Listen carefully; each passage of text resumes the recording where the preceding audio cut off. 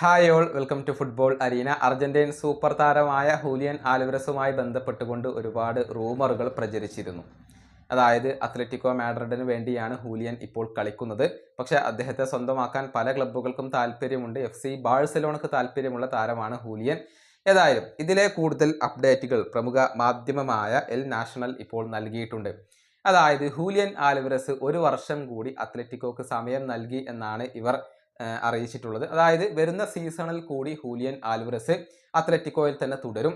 എന്നിട്ട് അദ്ദേഹം ടീമിനെ നിരീക്ഷിക്കും. അതായത് ലാലിഗയിലും ചാമ്പ്യൻസ് ലീഗിലും ഒക്കെ കിരീടത്തിന് വേണ്ടി ഫൈറ്റ് ചെയ്യാൻ അല്ലെങ്കിൽ കോമ്പറ്റ് ചെയ്യാൻ കഴിയുന്ന ഒരു സ്ക്വാഡ് ഉണ്ടോ, ടീമിന് അതിനുള്ള കെൽപ്പുണ്ടോ എന്നുള്ളത് ഹൂലിയൻ ആൽവരസ് നിരീക്ഷിക്കും. വരുന്ന സീസണിലും അത്ലറ്റിക്കോ മാഡ്രിഡ് നിരാശപ്പെടുത്തുകയാണെങ്കിൽ അടുത്ത സമ്മറിൽ അദ്ദേഹം ക്ലബ്ബ് വിടാനുള്ള ശ്രമങ്ങൾ നടത്തും എന്നാണ് എൽ നാഷണൽ ഇപ്പോൾ കണ്ടെത്തിയിട്ടുള്ളത്. അതായത് ഈ സീസണിൽ അത്ലറ്റിക്കോ മാഡ്രിഡ് മോശം പ്രകടനമാണ് നടത്തിയിട്ടുള്ളത്.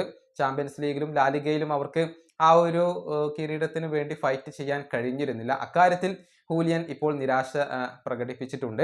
അതുകൊണ്ട് തന്നെയാണ് ഒരു അസംതൃപ്തി അവിടെ ഉടലെടുത്തിട്ടുള്ളത്. ഏതായാലും വരുന്ന സീസണിൽ ഹൂലിയൻ അത്ലറ്റിക്കോയിൽ ഉണ്ടാകും.